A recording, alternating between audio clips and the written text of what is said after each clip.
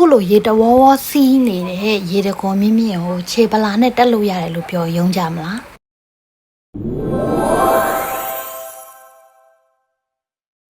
Hello live season by Vicky ကကြိုဆိုပါတယ်ဒီနေ့ Vicky တို့သွားခဲ့တဲ့နေရာလေးကတော့ချက်မရဲ့မနီမဝေးမှာရှိတဲ့အေးချမ်းတာရတဲ့နေရာလေးမှာရှိတဲ့ရေတခွန်တစ်ခုကိုသွားမှာဖြစ်ပါတယ်ကိုကတော့ Vicky တို့ရောက်တဲ့ချိန်မှာညနေဆောင်ပြီဆိုတော့တော်တော်များများတော့ပြန်နေကြပြီဒါပေမဲ့လူချို့ရှိသေးတယ်ပေါ့နော်ဒါကတော့ဝင်ချင်းတွေ့ရတဲ့ငါးကန်လေးဖြစ်ပါတယ်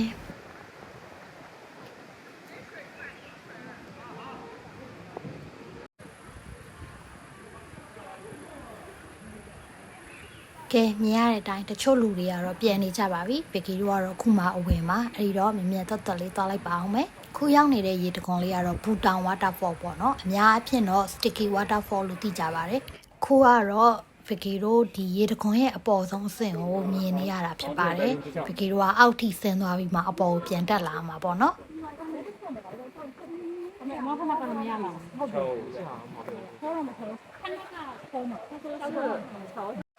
然后标志是不是这个点，然后再继续往前。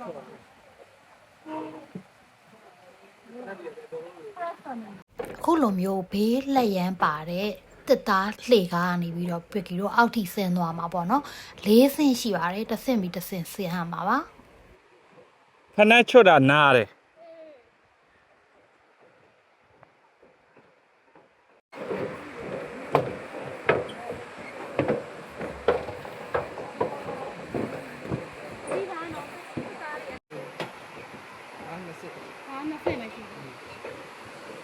အောက်ဆုံးတိဆင်းမှာမလား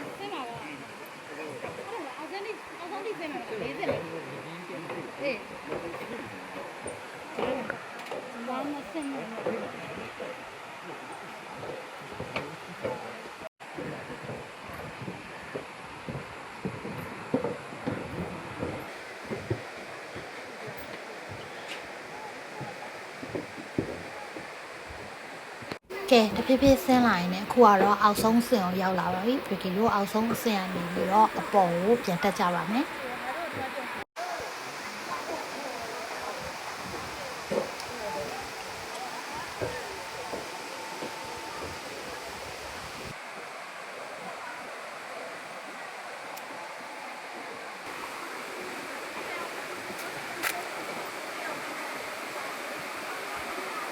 ဗီကီကရေအရမ်းကြိုက်တဲ့လူဖြစ်တော့အခုအပေါ်မတက်ရသေးခင်အောက်ဆင်းဒီရေကန်လေးလိုဖြစ်နေတဲ့နေရာမှာအခုလိုပဲတော်တော်ပျော်နေပါပြီ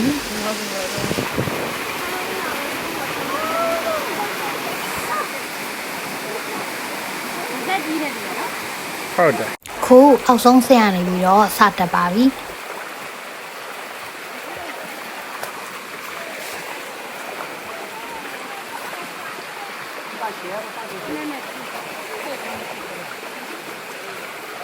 ရေတခွန်တက်ရင်လည်း Vicky sticky waterfall အကြောင်းလေးနည်းနည်းပြောပြမယ်ပေါ့နော်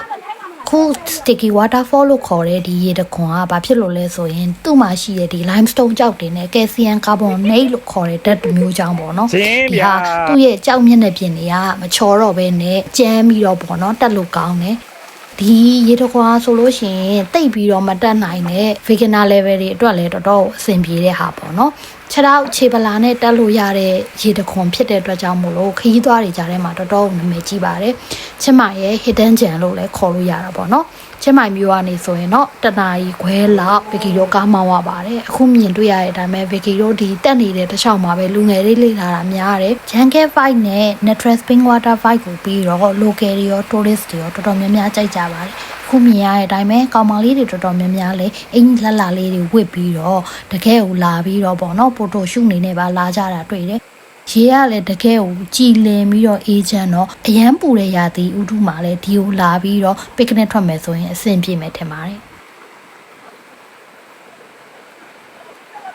Vicky တော့သွားတဲ့ချိန်ကဒီ waterfall ပိတ်ခံဒီအချိန်ဖြစ်တာကြောင့်အခုလိုပဲညနေဆောင်လေးဖြစ်တော့လေရာသီဥတုလည်းအေးချမ်းတော့အဲ့ဒီချိန်မှာလူကတော့နည်းနည်းအခုလိုပဲများပါတယ်ဓပုံရိုက်တဲ့နေရာတွေဆိုတချို့စောင့်ပေးရတယ်ပေါ့နော်ဓပုံမရိုက်ဖ ೇನೆ ဆက်တက်မယ်ဆိုရင်တော့ကိစ္စမရှိဘူးဒီရေတခုံကို drone shot အနေနဲ့ရိုက်ရင်လည်းတော်တော်လှရလို့ပြောတယ် Vicky တို့ကတော့အဲ့ဒီနေရာအပျော်သွားတာဆိုတော့ drone shot တွေပါလေရိုက်ဖို့အတွက်ကင်မရာတွေလည်းဘာတွေလည်းမပါသွားဘူးပေါ့နော်အဲ့ဒီတော့အခုတက်နေတဲ့ experience လေးရအောင်ပဲ footage လေးယူထားခဲ့ရတာပါ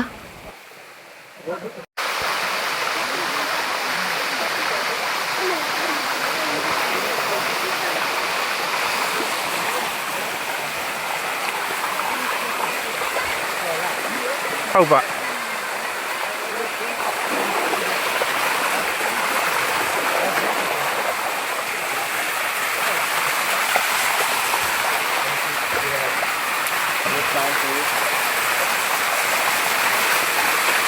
ဘေးကိုတိတ်ထားကြိုင်ပြီးမှတက်နော်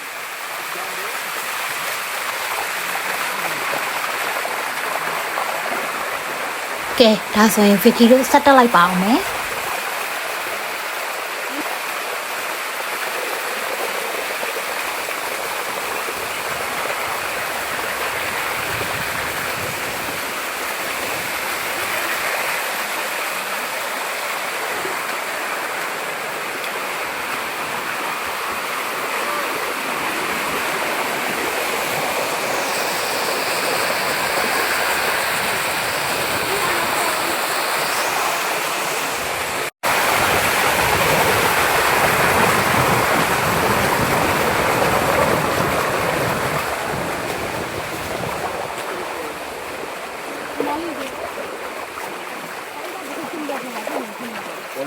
ရှေ့မှာတွေ့မြင်ရတဲ့အတိုင်းပဲဒီရေတခွန်တက်ရတဲ့လမ်းကြောင်းတိတ်ပြီးတော့မခက်ခဲဘူးပေါ့နော်သူတို့ကတက်မဲ့နေရာတွေမှာအထိန်းနေလက်တန်းနေနဲ့တချို့ခက်ခဲတဲ့နေရာမှာဆိုရင် road support တွေပါလုပ်ပေးထားတော့တော်တော်တက်ရတာအဆင်ပြေတယ်ဒီရေတခွန်တက်မယ်ဆိုရင်တော့ Vicky ကတော့ပေါ့ပေါ့ပပအဝတ်ရေစုခံအဝတ်ပေါ့နော်ဖက်နှက်စီးခြင်းရေစုခံဖက်နှက်အပားလောက်ပဲအဆင်ပြေပါတယ်ဖက်နှက်အထူကြီးတွေကတက်တဲ့အချိန်မှာဒီကြောက်ခဲရဲ့သဘာဝဆွဲအောင်မရှိတဲ့အတွက်ကြောင့်မို့နည်းနည်းချော်နိုင်တယ်ပေါ့နော်ဒါပေမဲ့တက်တဲ့အချိန်မှာသတိထားပြီးတော့အရန်အောင်လက်လက်စပယ်မတက်ဘဲနဲ့သူတို့ပေးထားတဲ့ support တွေကိုကင်ပြီးတော့တက်တာပို့ပြီးတော့အနေရကင်းပြီးတော့လွယ်ကူစေပါတယ်เนาะတက်တဲ့လမ်းကြောင်းကလည်းခက်ခဲတဲ့လမ်းကြောင်းနဲ့ပြည့်ပြည့်တဲ့လမ်းကြောင်းပေးထားလို့ကိုကတိတ်ပြီးတော့ခက်ခဲတာတွေကိုမတက်နိုင်ဘူးဆိုရင်ပြည့်ပြည့်တဲ့လမ်းကြောင်းကိုရွေးပြီးတော့တက်ဖို့အတွက် Vicky က recommend လုပ်ပါတယ်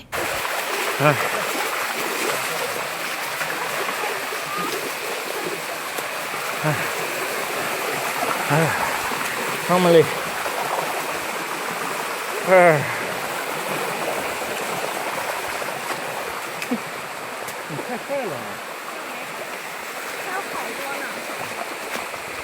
Vicky ကတော့ဒီနေရာလေးကိုချစ်မိုင်သွားရင်လည်းအချိန်ရှိခဲ့ရင်တငယ်ချင်းမိတ်ဆွေတွေနဲ့အပြင်းပြ activity လုပ်ချင်ရင်စရီလန်နာ National Park ထဲမှာရှိတဲ့ဝင်ချင်းလည်းမပေးရတဲ့ Sticky Waterfall ကိုသွားလည်ကြပါလို့အကြံပြုလိုက်ပါတယ်နော်ကဲတက်လာရင် Vicky တို့ကတော့ခုရေတခွန်ရဲ့အပေါ်ဆုံးကိုရောက်လာပါပြီရေတခွန်လည်းပိတ်ပါပြီဒါဆိုရင်နောက်ဗီဒီယိုတွေမှာပြန်တွေ့မယ်နော်အားလုံးပဲ bye bye ဆုံးထိကြည့်ပေးကြလို့ကျေးဇူးများကြီးတင်ပါတယ်ရှင်